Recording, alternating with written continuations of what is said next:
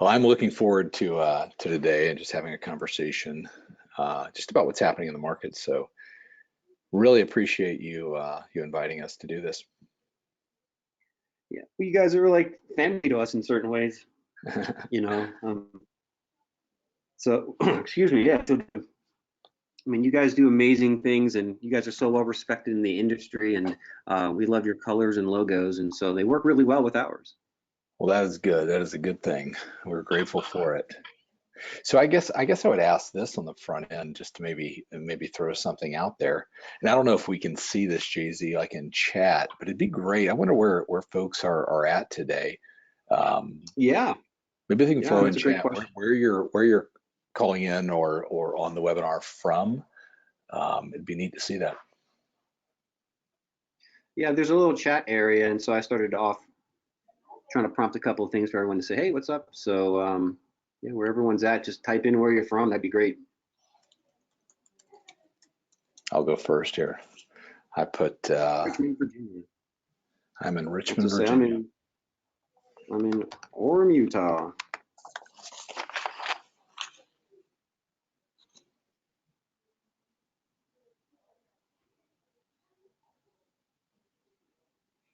All right. People a little shy today, I guess.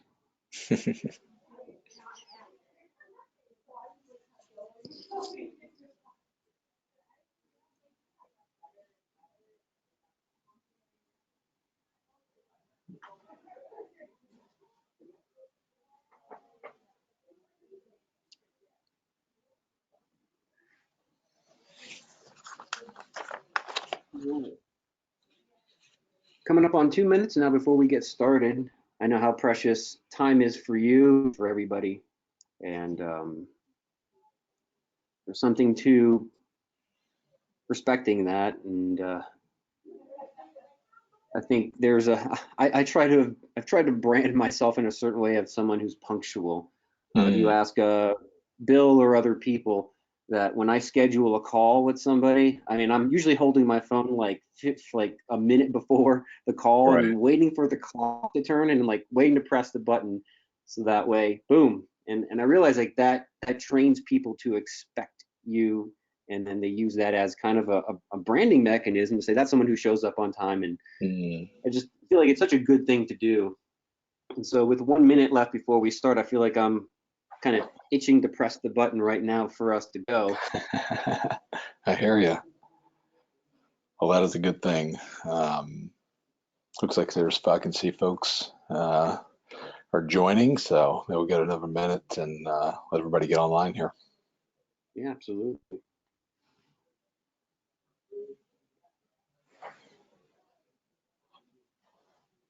Yeah, so KCM was previously based, I think, on Long Island and then Correct. recently moved to Richmond, Virginia.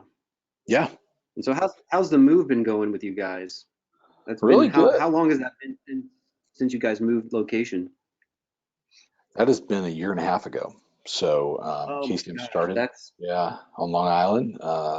Steve Harney, who had owned the largest real estate company, National Home Finders, there in Nassau and Suffolk County, for those that know the area. When he sold that business, and wanted to do something to help agents, and that's how Keeping Current Matters formed. Um, that's back in, gosh, 2008, about 11 years ago. Um, yeah, I've got at this point an old picture of me and an old picture of him. We met at like a conference when he was going around. I think it was just before KCM got founded. I had a whole lot more hair, and I think his hair was a whole lot less white. mm, And it was just kind of like kind of captures a moment in time before, I guess, the recession of sure. 2008, before technology, before YouTube and everything really took off. It was kind of an innocent moment if you look at it going forward, how much changed really after that meeting for, I think, the industry, our lives, and our companies.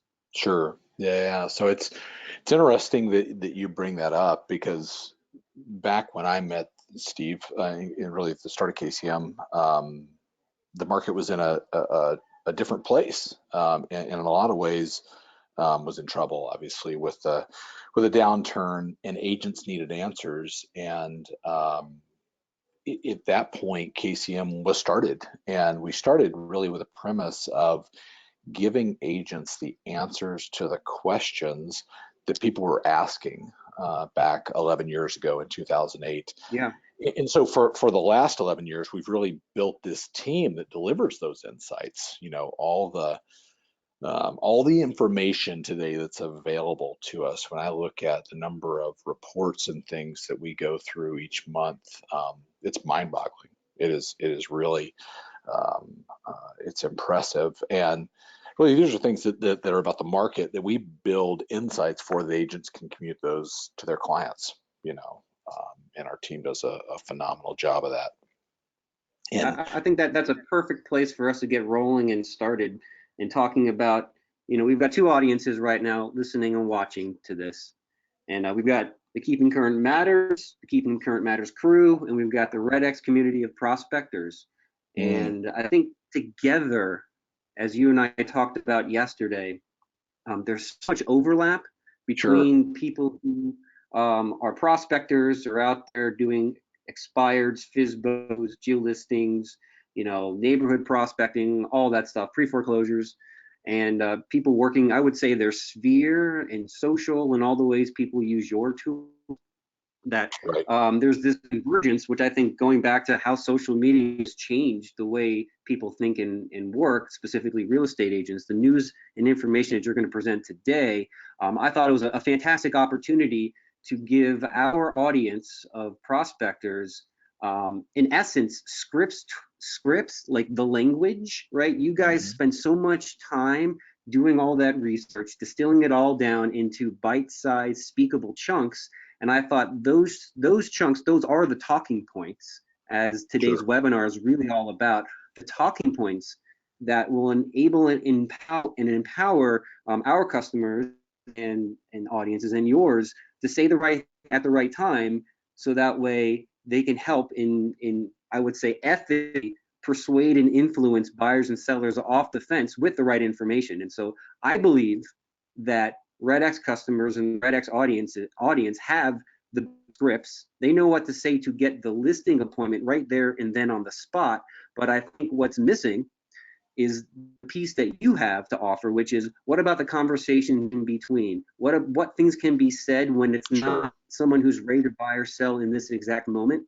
And I think because next year is going to be radically different than almost any other year we've seen, with some of the four major influences that we're going to talk about today. I think you said the presidential election, the economic cycle, the market, and I think housing prices. How are we going to address those? And so I'm super excited to have you on and share these with us, as well as offer your audience the opportunity to hear about the scripts and the conversion mechanisms that could also tie back into how KCM members can work their sphere or generate more leads and listings. Right. No, it's a good point. And you and I have talked about this a couple of times, and I think REDX does a great job of helping agents find folks to talk to, and I think we can help in the process of saying, okay, what are we communicating? And I want to go back to something you said. You said really, really the talking points or the scripts. I would argue that in today's market, we really have an obligation, a moral obligation, to give buyers and sellers what they need to make confident decisions. If you came in here to our office at Keeping Current Matters, on a wall, we have our why written, and I love to start there, because it's the why that Keeping Current Matters was founded on. And it's really that we believe every family should feel confident when buying or selling a home. And so everything that we do drives from that position. So I'm excited to be on, excited to talk about this today, and maybe take a little bit of a dive into what's happening in the market, and share a little bit of time together with you. Some folks that are on the line they're KCM members. Some of this is going to be things you've heard before, but I'd say hang in there. It may be a refresher. It may prompt some new things for you. And if you're not a KCM member, certainly all of the information that I talk about is available at keepingcurrentmatters.com, or I'll even give Jay-Z the slides. You can email REDX and get those there. But know that really today we want to help you be educated and have information you can take out to buyers and sellers in the market right now to help them make decisions. Yeah, I'd like to add to that because I know a lot of times the word webinar is synonymous with sales pitch. Sure. You know, I'm very sensitive to that, and I know your company's culture as well. That we're always about education first, and so I just want to let the people listening and watching this know today that this is not a sales pitch for anything, and it's all about content. It's all about understanding what to talk about, know, and learn for next year. Right. Absolutely. Good, good, good. So you want to hop in now, talk about the market a little bit? Yeah, yeah. Why don't you show us what's happening next? Good, good. Well, I hope everybody can see the screen. Can you still see what I have shared up there? Oh yeah. Okay, perfect, perfect. So let's hop in here from this point, and really, I would say for the next, whatever it's going to be, half an hour, more than that, let's have a conversation. Let's talk a little bit. I would encourage you to ask questions. I may not have the answers to those questions. I'm not saying I do. If not, we'll try to get those answers for you. But really, this is the best time for us to be talking about how's the market, because we are right now on this Thursday, the 19th of December, in the middle of the holiday season. We're around a lot of people that we're going to see. If we haven't seen them, see them in the next couple of weeks. And they're going to be asking what's happening in the market. And so hopefully some of this information will be something you can use to have some of those conversations. And I would say, again, back to the point we talked about earlier, you want any of these slides, we'll get them to you. We'll figure out how to get that to you. Put these on your phone. Put them at a place where you can simply and effectively share it with somebody and show them a visual that will make an impact. And really, I would say we believe that visuals will help you communicate the narrative or the story of the market much more effectively than just words. And so I want to Yeah, get those to you as well. we'll make sure everybody gets a copy of these slides in the release. Perfect, perfect. So let's hop in. I pulled a quote that I wanted to start with from Goldman Sachs. So I'm going to go and put that in there. Hang on just a second. Here we are. We've got the quote up there. Hopefully everybody can see that. I'm going to move my GoToWebinar piece here, but I'm going to read it here and let's talk about this for a minute. Goldman Sachs, it says, we are reasonably confident that the U.S. growth is improving.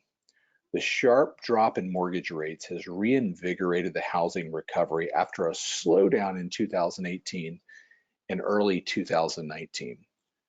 The structural outlook is also strong as the level of building activity remains well below demographic demand.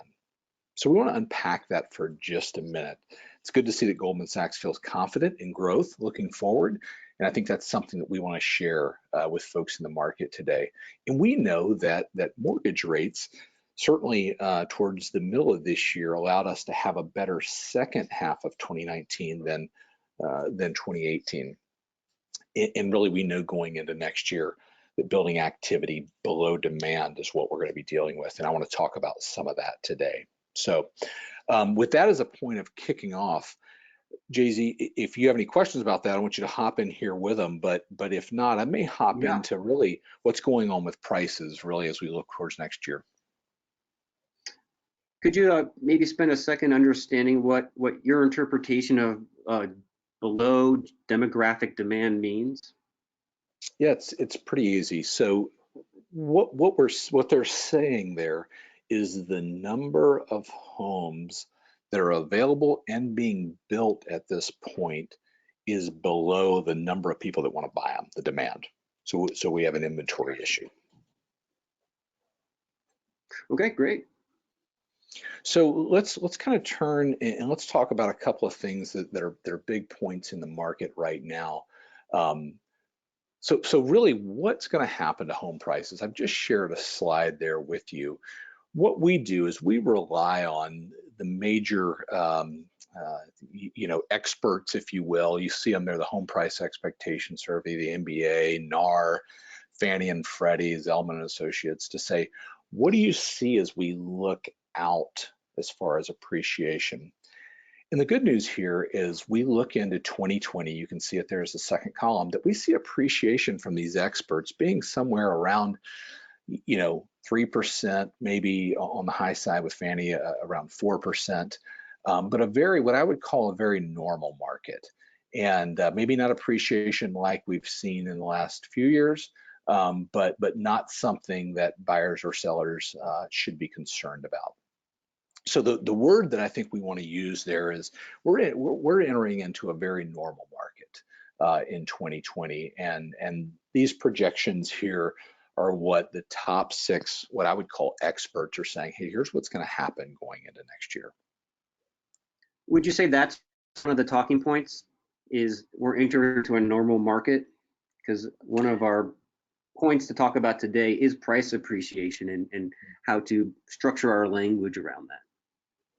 I think so it could be. I think what you have to understand is that consumers may think, a big question in the market right now that we hear from time to time from agents is people that have concerns about the market going into next year. What if something, and we're going to talk about this later on today, what if the economy were to slow down? What if that happened and that had a negative impact on home prices? I would be concerned. I wouldn't want to buy a home. And the challenge with that right now is that may not be an objection that a buyer in the market tells us, but they may sit back and go, you know what, I'm going to wait and see what happens, right? I think what we want to do is we want to get the word out there. You talked about it before, whether it's on social media, whether it's people that we're talking with, however we are going to do it, and say, look, we see appreciation from what experts are saying, continuing for the next couple of years into a very normal market. Not to the degree maybe homes have appreciated over the last several years, but certainly not an environment where homes are not appreciating. Historically, appreciation is around 3.6%. We can see that there. So we're looking at a very, very normalized market. Okay.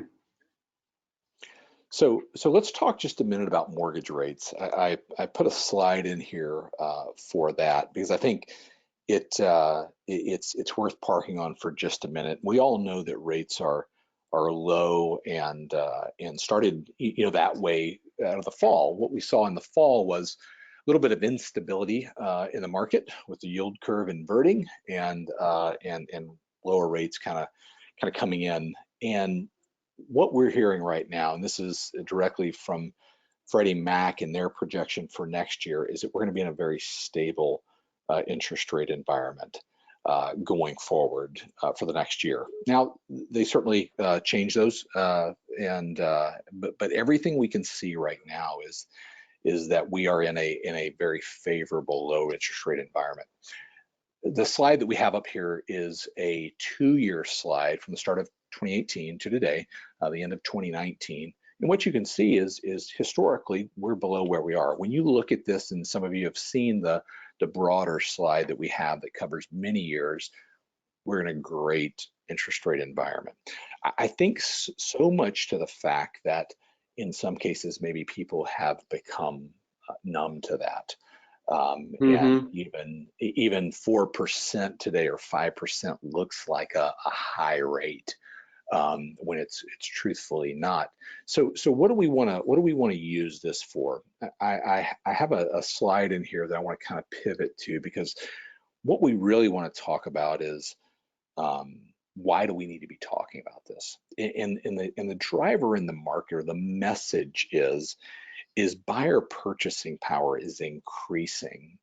And this slide was built from a study that First American did, where they looked at the change in home prices combined with the drop in mortgage rates, combined with the increase in wages in a picture looking across the country. And on average, what that's done for the average consumer is given them about $25,000 more of purchasing power.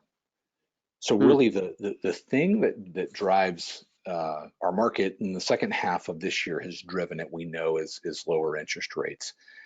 And the thing that really that leads to is buyers out there have more purchasing power than they've had before that. And so I would say that's something that you want to be able to take out there, articulate, use these slides We've written extensively on this on the KCM blog, but be equipped to be able to go out and deliver that to customers.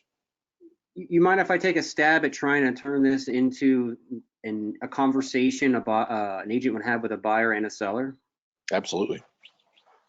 So I spend a lot of times with top prospectors, and so I'm always in their heads, always learning about their scripts and all the different ways that they are interacting with their customers. And so I'm interpreting this in trying to understand. Let's just start with a buyer's perspective.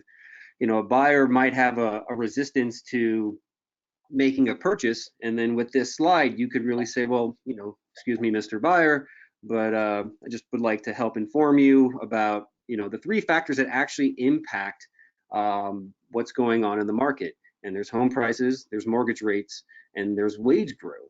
And when I look at, and making myself the expert, when I look at those numbers, home prices are at about a 5.7+% increase, which actually decreases your purchasing power. But the other two factors, mortgage rates and wage increase, are actually in positive territory for you. And so when you do the math, and you can show them this slide, when you bring them into your office and you're doing an interview and you're trying to qualify them, I feel like this could be something.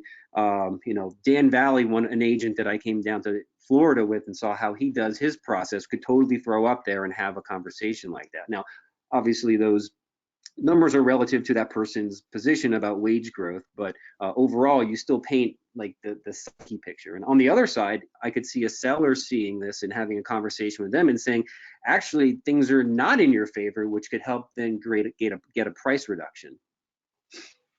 Absolutely. Very well said. I think being able to simply and effectively explain this is what's going on, and you can do it in the visual and the way you walked through it, saying, hey, here's what's happening.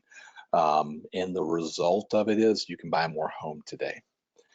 Is a powerful thing. Great. Yeah, I totally see how an agent could use this slide in one of the presentations or interviews they're doing. Yeah, absolutely. So when we let's kind of review, we're talking about home price appreciation looking very good for next year. I don't have the slide in here, but I can tell you that units, the number of homes that are going to sell next year based on a forecast going into the year, is at or above this year. So another positive thing, and I can add this slide in there for people, so they have that. We're looking at interest rates at a stable environment, buyer purchasing power increasing. We just wrote a blog, some people probably saw it, about the number one thing that will influence the market next year. And really the big three things are appreciation, we talked about that, interest rates, and the third is what we talked about in the quote from Goldman Sachs, and that's the number of houses being built. So let's hop into that and talk a little bit about inventory, unless you have another question on this one. No, can't wait to see what's next. Perfect. So I was going to ask you a question here of when do the most listings come on the market, but the answer is at the bottom, so I'll hold off on asking you that. But let me ask you this question. Yeah. When you're selling something, let's not even think about homes right now. When do you want to sell something whenever you're selling it? Do you have any idea? I've got the cheat notes to this question, so I'm gonna say when there's less of what people want on the market and I have it. So when supply is low and demand is high. Sure, absolutely. So that's economics 101, right? To get the most for any product that you're selling, you want to do it when supply is low and the number of buyers out there are high. And the inverse to that is the way you get the least is when supply is high and buyers are high. And so that is, buyers are low. So when we look at that, conventional wisdom says for people we're talking to right now, I'm going to wait until the spring market to put my home up for sale, right? We're going to get a few things ready. We're going to do this. We're going to do that. And really, I think people generally think, and I think this way, things look better in the spring, right? The flowers are coming out and it just looks better. So let's kind of look at, I want to give you a story of this year and even some information that came out yesterday from NAR that I think will give us a pretty interesting snapshot of what's happening right now. So if we look at this year, this is inventory from NAR as reported each month of number of homes for sale. And we can see on the front half of this year, rounding out last year, that we were gaining inventory each month. The homes are being sold, but we're month over month we're growing in that, or year over year, but comparing the last month. We went to the middle of the year and we started to lose inventory. Homes are coming to market, but they're being sold as quickly as they come to market. So the latest number that we have from NAR is October, and you can see this downward trend there in red of inventory that is lacking in the market. Again, going back to this quote, it will be the issue that we face going into next year. So this is a snapshot here again from NAR of inventory levels starting with December 18th, so 1 year ago, going into January through June of this year. So going back to this, we know inventory is decreasing year over year, but we know as we turn the corner in the market, inventory is coming on the market. Going back to that original calendar we showed, that April, May, and June are really going to dominate a number of people putting their homes on the market when the activity happens. So we've written extensively on the blog about this, really showing folks based on inventory and the number of buyers that are in the market, you're at most advantaged when you put something on the market when the buyers are high but the inventory is low. You're going to have less competition. It really frames up to say right now is the sweet spot to put your home on the market. Now this is we did a video on it a couple of weeks ago. We've written several blogs on it, and if you're a KCM member on here, you've seen this. Now here's the interesting thing about this. Just yesterday, NAR came out with an article or blog post. You can see it right here, and it says, could January be the new April for home selling? And it says people have begun their home search earlier each year since 2015, if you see that. We've been talking about this for the last couple of years, and now we've got the research here that's coming out saying, yes, people are looking for homes earlier in the year. The second bullet there, and I'm going to go, I clipped out the first line of this article, and you can go to NAR and pull this report. But it says January 2019 fell just 1 percentage point behind February for the highest number of views per listing. So we have people shopping, we have people viewing homes, and it brings an interesting spin to what conventionally people think. Here's the first line out of that Realtor.com article that was published yesterday. It says historically, April launched the kickoff of the home shopping season as buyers would come out of their winter hibernation looking for their new home. However, the spring shopping season now starts in January for many of the nation's largest market, according to new research released today. Powerful, powerful things. So I want to pause there for a minute, and I can even back up and we can go back through that. But yeah, let's go back a slide. That was oh, I'm sorry, back to the, yes. Sure. Sweet spot. Yeah, I mean, that kind of backs up on our end. I mean, as REDX, we're majorly known for our expired data and expired leads, and we have a bunch of other things too. But what we've seen every year is we get the data, it comes in, and we see more homes expire and get relisted at the end of December and beginning in January. And we just know that that is such a sweet spot of a time for agents from, you know, a micro niche of this is the expired heirs. Agents who didn't sell the home, homeowners are ready to come out of hibernation after the holidays, And there's like there is this sweet spot that for some reason expireds fall into in these months. Yeah, absolutely. We've done a good bit of work on that with you guys as well. And December 31st, more listings expire than any other day in the year. And we know now is the time to capitalize on that. If I was out in the market right now, this is what I would be talking about. It's what I would be posting on social media. It's what I would be recording a video about. It's really for right now, and even as we turn into the new year, the first part of January, helping to get the word out about now being the time to list your home based on everything that we're seeing from a data perspective. I believe is a way that we can really go after this inventory challenge that we talked about. It's going to be a challenge next year, but there are things we can do about it. We can be proactive in delivering this message on why you should list your home. Yeah, it seems pretty clear the talking point would be demand for homes is shifting earlier, and to put your home on the market now to align with that demand. Yep, absolutely. Yeah, and in most markets now, everybody on here would have to look at their individual market. Most markets on the lower end are seeing very tight inventory, but as you move up in the market, they're seeing more inventory. So if there's somebody that is a potential move-up buyer, you can take a great advantage of a market that needs inventory and potentially look at moving up to a home that has more inventory.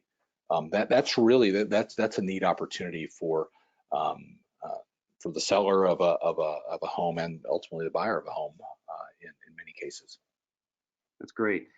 And I just want to address to the audience right now that I'm getting your questions, and just letting you know we're going to address all of those as we make our way towards the end of the webinar. But don't forget, you can ask them, and we'll get them answered for you.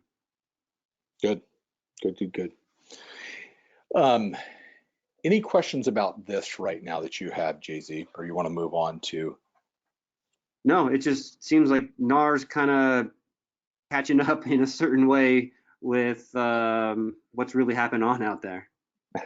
We've been talking about this for 3 years now, I believe, and it is great to have this data and this validation of what we've been saying. And again, if you're a KCM member listening to this, you've seen this this report. We're going to be talking a lot about it in the coming weeks, but really it is the thing we need to be talking about and getting out in the market. Great, yeah. Let's move on to the next one. Good. Let's continue going down here. So, all right. So let's talk about the news for just a minute. One of the things that you mentioned on the front end of this, and you and I have talked about before, JZ, is just what's 2020 going to bring. We've talked about it many times that if you haven't heard, it's an election year. And while we don't have a crystal ball of what that's going to bring to the housing market, what we can say is that the biggest challenge consumers are going to have is really knowing what's the truth, right? We'll enter into one of the most heavily contested elections probably our nation's ever seen, and the sides of that, meaning your consumers, the people that you're doing business with, are almost evenly split 50-50, with half of them saying, hey, it's a great market, half of them saying, hey, I don't know so much, it might crumble tomorrow. And further reinforcing and driving home the truth of what is happening in the market is an area that I think will have an opportunity to make a difference in the coming year. Really taking a lot of the things that we see happening and going, okay, here's the truth of the market. Here's what, even from that latest report from NAR, this is what when you need to buy, when you need to sell, so you can make the best decision for your family. That's great.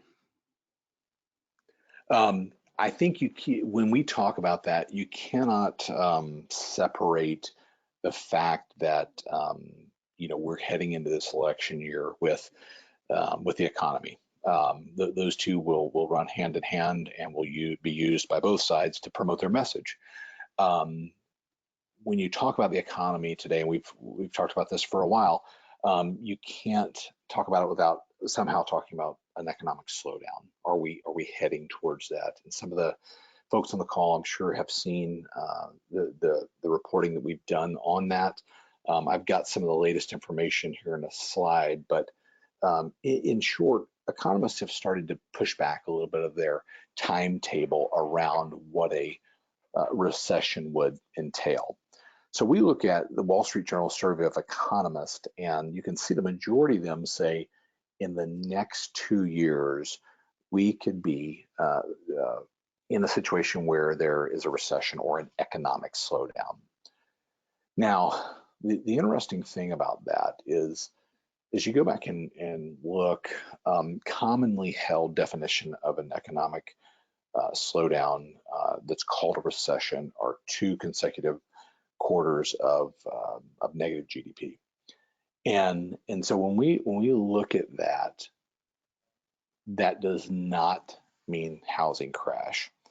And that's what we want to be able to bring to the market and be able to bring to people. So much so, in the same survey here, if we're going to listen to what experts are saying, hey, this will be coming in the next 24 months, what would be the reason for it? And those same experts said these are the top 3 triggers they believe would cause the next slowdown. The first being trade policy, and we've heard a little bit about that. Sure. Stock market correction. Well, we saw some of that this fall with the yield curve inverting, and geopolitical crisis. All 3 of those things sound familiar. Housing is number 9, nowhere near the top of what those experts believe would cause a slowdown. Now, the challenge that we have in the market is that consumers, when they hear recession, when they hear slowdown, they think housing crash. And they think back to 2008, they think all of that. And being aware of that is something that I think we all need to be educated on. I think I talk to a lot of agents that say, you know what, I don't want to talk about recession. If my customers aren't talking about it, why would I ever talk about that? And I think that's a question that you need to ask.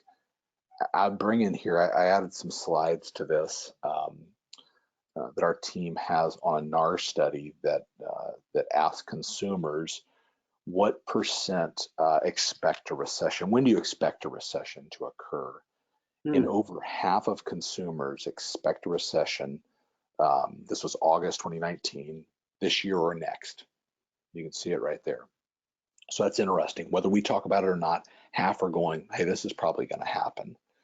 The interesting thing inside of this is when you ask consumers, will the U.S. market fare better or worse than the 2008 economic recession? 57% said the same or worse. Really? Which is impactful. We need to pay attention to that consumers are saying, gosh, it might be worse. Because all the data you're showing us right now actually speaks to the opposite, which seems like there's a huge opportunity to educate consumers on the reality of where we actually are. Yep, absolutely. So I think that point of being able to deliver what's really happening is the opportunity we have. And that's why I'm glad that you set this up so we could talk about this. There's not a better time in the year to be talking about this. Now, if we take this, that 57% of consumers think it could be, worse or the same as 2008. Here's the more shocking number that they said. 55% of consumers said if a recession occurs, they would halt their home search. And more times than not, they're not going to call us up on the phone and say, hey, Jay-Z, we're looking at homes. We're going to go ahead and hold off. They're just not going to do anything. They're not going to say Yeah, anything. you're not, that's not going to happen. Yeah. So this is a big point, something we've worked on for many months now. We've been talking about it. If you're a KCM member, you've probably seen a lot of this. It led us to going back and looking at the last 5 recessions in this country, and the information is something I would encourage you really to get out there. And our message is that economic slowdown or recession does not equal housing crisis. And a matter of fact, over the last 5 recessions, 3 of those recessions, home prices actually increased. That's In amazing. 1991, they decreased It's so slightly. counterintuitive. Absolutely. What everybody remembers is 2008, where home prices decreased by about 20%. So if there was a message that I would really drive home going into next year, it would be as that talk happens, that you have the facts and you're able to deliver that to folks and give them the truth that that economic slowdown or recession does not equal housing crisis. So that's a huge talking point right there, is to help educate people on the difference between now and then. And I mean, these numbers right here showing housing prices actually go up is, I mean, I'm sure there's a whole set of data that goes into that. We don't have time for it, but that's wildly interesting. What would even cause that? Yeah, it's something that when you see it, you go, wow, I didn't know that. And certainly the numbers are out there, that people are talking about it. I I think that listening to that and saying, okay, what's really in the mind of folks that I'm out there doing business with, and how can I be proactive in talking about the things they're talking about? I mean, that goes back to your guys' mission statement of giving people confidence. I mean, agents and homeowners to know that, I mean, this time around, the challenge isn't in the housing market. It's, in other areas, and that more often recessions, actually home prices go up. Yep, absolutely. So that really, from a slides perspective, and again, I'm going to give all these to you so that you can give them to people, is what I think are some of the things that we want to talk about in the market right now. So I'm going to pause here for a second. I don't know if you've got any questions coming in, or if there are things that we want to kind of talk about here. But that's really kind of an overview of what we see as what are key talking points right now. Yeah, definitely. So I did get a question asking about the NAR, the article from NAR. And so if there was a title that someone could research in Google, how could they go find that article? And so if you have a name or a link, that would be super helpful for this article right here that I'm showing. Yep. The one that talked about right how there. Could January be the new April for home shopping?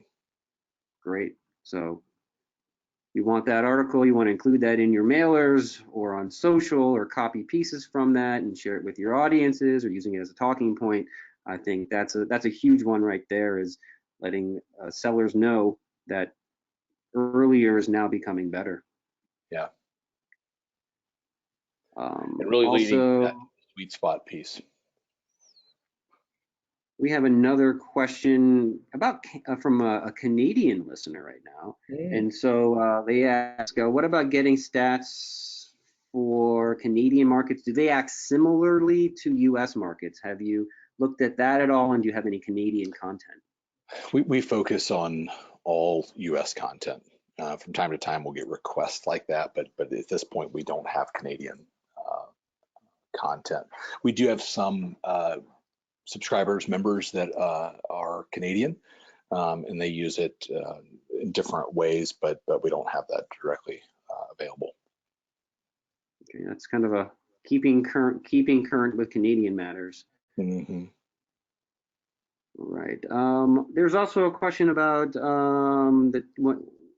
the 2019 appreciation numbers revealed. Can you go back to those 2019 appreciation numbers? Right there, yep. Yeah, there was a question about how close they are, and so what makes them different from one another? Well, I think that's a big question, because that would go into the methodology of how each one of these reporting houses calculates that number or looks at that number. And I certainly, you can go look at how does MBA calculate appreciation, but I don't have that to go into here. But I think you'd want to, if somebody's interested in going deeper in that, you just have to go to the particular agency and look at that. Okay, great. Let's see here. I've been asked this a bunch of different times, and so I know you've said it a couple of times, is will people have access to these slides? Of course, yes. At the end of this webinar, the recording will be available. In some time, I'm going to be sending out an email to everyone who subscribed with a link to watch the replay, and you and I will coordinate afterwards to get these slides over to them as well. Absolutely. Let's see, any other questions? And so, yeah, if you have any other questions, we're getting kind of close to a wrap here. Let's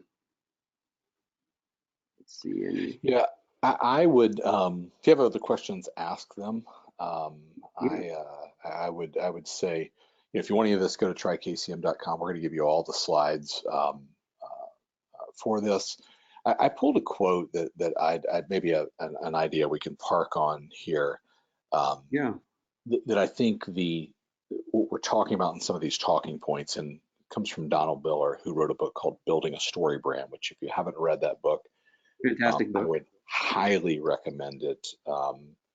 It talks about branding for organizations, but there's something that every one of us, no matter how large, no matter how small the organization or business is, can take out of it. And he said, people do not follow the best leaders. They follow the ones they can understand the easiest. Hmm. And I think in what we're talking about here, what we're trying to do, and hopefully what we can help you do, is give you information that people can understand easily and then make the best decision for themselves. And listen, Jay-Z, I'm super grateful that you have allowed us to do this and share this information, and know that we'll send these slides to you, and if people have questions, they can reach out to us. But at the end of the day, we want to help you simply and effectively communicate what's happening in the market, so that you can give the people you work with the confidence they need to make good decisions. Awesome. Getting a couple more questions in right now, and so thank you everyone who's been sending in thank yous for the information and how great this presentation is. Thank you getting those. Just want to acknowledge your guys' little chat into us. Also got a message back. Someone wants us to go back and just to recover a little bit more about the election conversation and how to talk to buyers and sellers about that. I think that'd be a great thing to kind of spend a little bit more time on.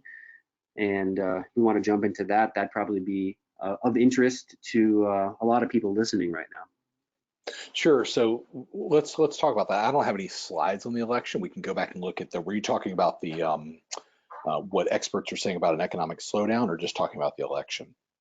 Yeah, I'm talking about the election year, the presidential campaign, and how to have conversations in and around about that. I know you and I had spent some time prior to getting on the webinar talking about those ideas, and they were actually pretty simple. And so I just thought what you had to say was great. Yeah, so I think that the thing that I would say is, what is the mindset that you go into this with? And what we know coming up in this election is that it will be a very highly contested election, probably the most contested election our nation's ever seen, right? And I think we all can agree on that. The second thing we know is that no matter which side you're on, it's split pretty much 50-50. And whatever information that's out in the market both sides will use that, primarily economic data and things like that. They will use it to their advantage. They will try to use it to their advantage. And so I think having an understanding that half of your clients lean one way, half your clients lean the other way, and really bringing to them the facts of the market. What is happening? What do we believe we're going to see? Giving them the what are economists saying right now? What are Mm, some of the reporting houses? What are NAR and Fannie and Freddie? What are they saying?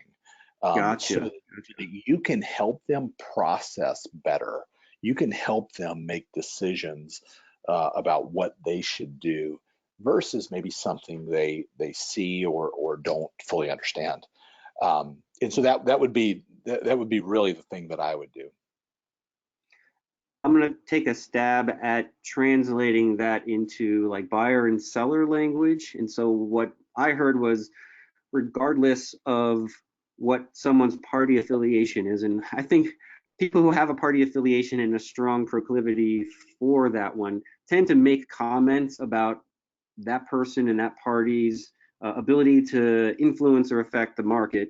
And I think that becomes kind of the key trigger point to then listen and then deploy some of the content that you've described here. And so that way, someone who, and I'm, you don't want to get into an ideological battle with them. That's not the point. It's to bring them back to, if someone so says this, then you can come back with the response and say, well, based on my research and data of these 3 or 4 sources, appreciation looks like this, right? And inventory looks like that. And so it's almost like you have to turn on your radar for the political conversations. And when someone's making a decision based on politics versus data, I think that then provides the agent the opportunity to use what you've presented here in front of us, and obviously in the context of whether they're buying or selling, present the facts, and then obviously not go to battle with them, but help try to guide them in a way that brings them back to a conclusion that's in their best favor based on the data. Hmm. Yeah, I think that again, I've got up there that Donald Miller quote. If we can help people understand and see what's going on, we'll let them make the decision on what they're going to, what they're going to believe. But if we can easily show them this is what's happening in the market with regard to interest rates, to number of homes that are going to be sold, how we expect them to appreciate, to what experts are saying about the economy, then we want to be able to go, okay, look, let me arm you with the information so that you can make the best decision. I've got a question a couple of times from Mary Merrow, and so I think if I understand her question correctly, she just wants to know what is a metro area. Well, that's a good question, and Mary and I believe spoke yesterday. It is going to be like I would use San Diego. You can go look up San Diego metro market. There are major markets across the country: Dallas, Atlanta, Chicago, Salt Lake City. But if you go to that article, it'll define what those 20 major markets are across the country.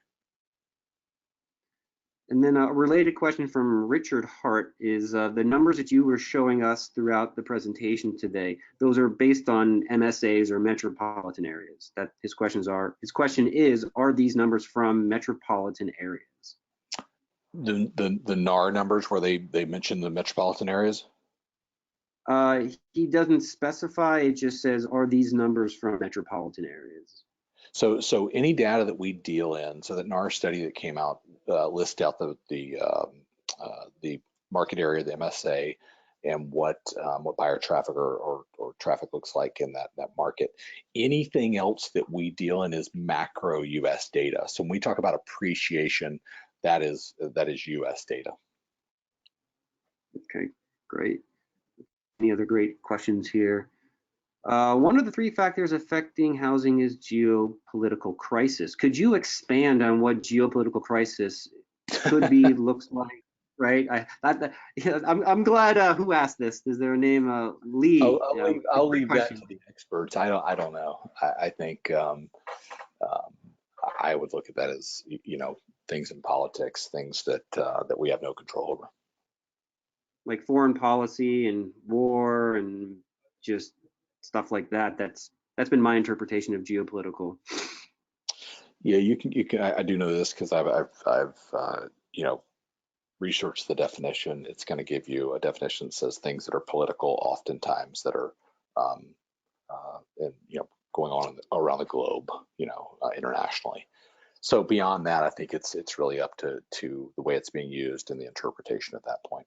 I think the bigger point, though, in that in where it says geopolitical instability is these are things that are happening out there that that really, one, aren't the housing market, and two, that that by and large are bigger issues that aren't, you know, quickly solvable. Okay. I've got an easy question for you coming in right now. Yeah. Going back to that 55% slide. Yeah. What was that 50% slide? What's that? The question was, what was that, the 50% slide? We have a If you could expand a little. 55% slide. Oh yeah, This what am I is- saying? I'm looking and seeing 55%, but I'm saying something else. It's the 55% This is slide. the number. So in the survey done by Realtor.com, the number of consumers that would halt their home search if a recession did occur. Hmm. And then that's when we then transitioned into the interesting side of the equation, which is our jobs as agents is to go out there and to show them in most cases, except for recessions based on mortgage crises or housing crises, that recessions tend to produce still positive home price appreciation, which you know, seemed like a counterbalance or counter argument or talking point to people's fears around not listing their home if a recession occurs. Correct. Right. Let's see, anything come to mind for you? Any kind of last thoughts that you wanna put in there? Because I've got some as well, and so I think that we're kind of wrapping up on the questions here. Sure. No. What I would say is, you know, anytime that we're presenting information like this, I think the question is, what, you know, what's the next step? What do we do? My encouragement to you would be to get these slides and use them, make them your own. You use them as you record a video, as you make a social media post, as you do different things, so that you can get the truth about this housing market out into the market. And I think that is why we exist. It's what we want to help you do. And certainly if you have questions about that, we want to be a resource for that, but we want to help you get the word out there. Yeah, I'll give a little quick technical tip to everybody listening to this if they need it, is that when we get a copy of the slides to you, if you have a Mac, you can use Shift-4 to then get a little like screen capture, little like, I don't know what you'd call it, crosshairs on your screen. And that way, anything that you want on the slide, you can just go in there, grab it and make an image and then create a social post around. And so I'm just trying to think of quick little ways that as soon as I get these to you guys, you can deploy them in the areas that would make sense and quickly and effectively.